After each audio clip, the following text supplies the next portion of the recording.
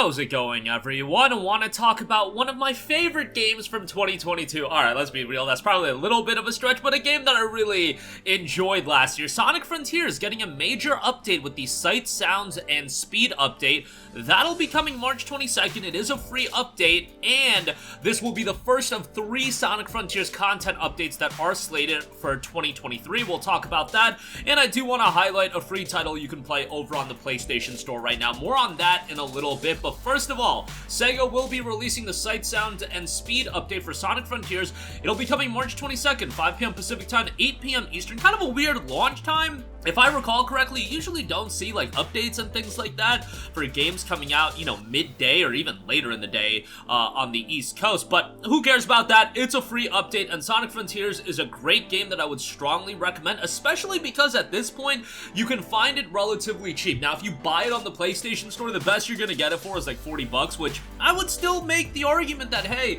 it could be worth $40, but it's just we're 4.5 months removed from the game coming out. If you go the physical route, I mean, just a couple weeks after Sonic Frontiers came out, it was already down to $35 during that Black Friday period and whatnot, and that price was just disgustingly good, and I had a lot of my boys jump on that just because I was raving about the game. And yes, I know the argument that people make that Sonic Frontiers, if you actually assess it objectively, it's just a mid-level game and Sonic fans are just down bad, and a mid-level game, they're gonna treat it as the holy grail in Sonic gaming history. I don't think that's entirely accurate, but I definitely do see where people are coming from when they talk about Sonic Frontiers in that light. Does the game have its jank? Absolutely.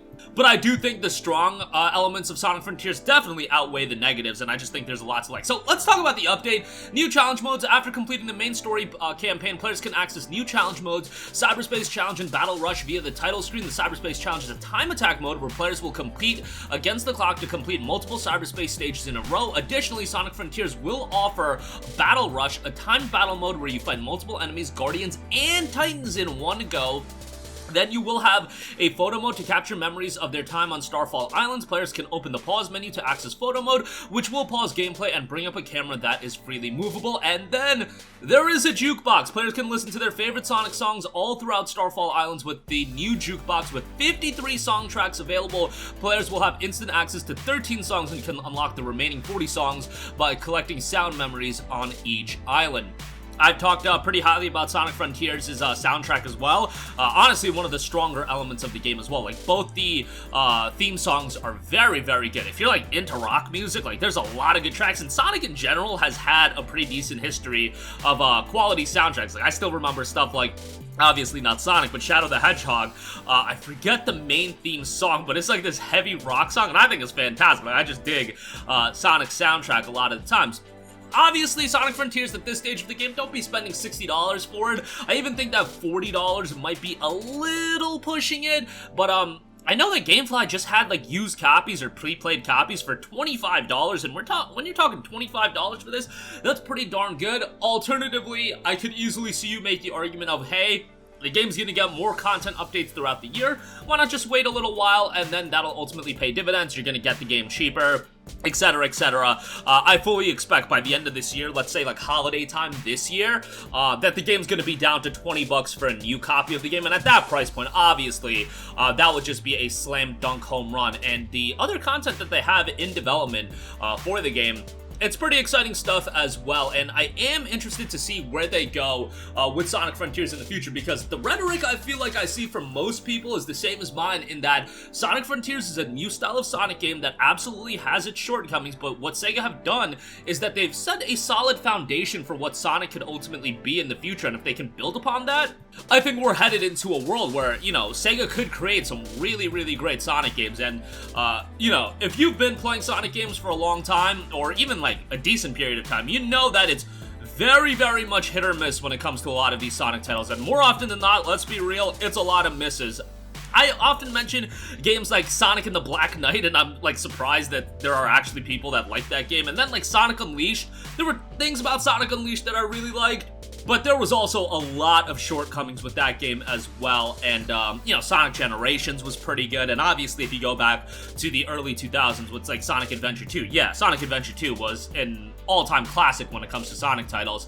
But, yeah, consistency has definitely not been the strong suit for Sonic for a long time. So just getting a good game, like, let's objectively talk about it. Sonic Frontiers is probably a solid 7.5 out of 10. I don't think you can really make an argument that it's much better than that, but if you're a Sonic fan, you know, you take the 7 and 7.5 out of 10 to the bank, and you cash those checks all day long, because, you know, we've played some much below than a 7 or a 7.5 out of 10, and hopefully Sega can continue doing good stuff with Sonic as an IP, because I feel like there's a lot of momentum with Sonic as an IP. I talked about it, like, I enjoyed the first Sonic movie. You know, the reception for a Sonic movie, a video game adaptation movie, it was pretty good.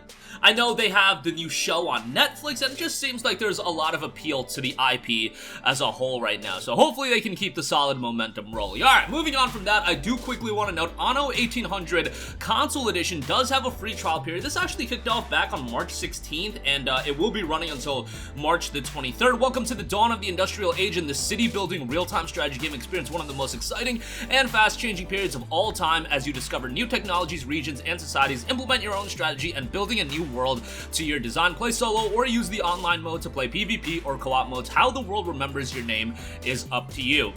Not really my style of game, especially because a game like this probably more so suited for keyboard and mouse, but it just dropped on PlayStation as well.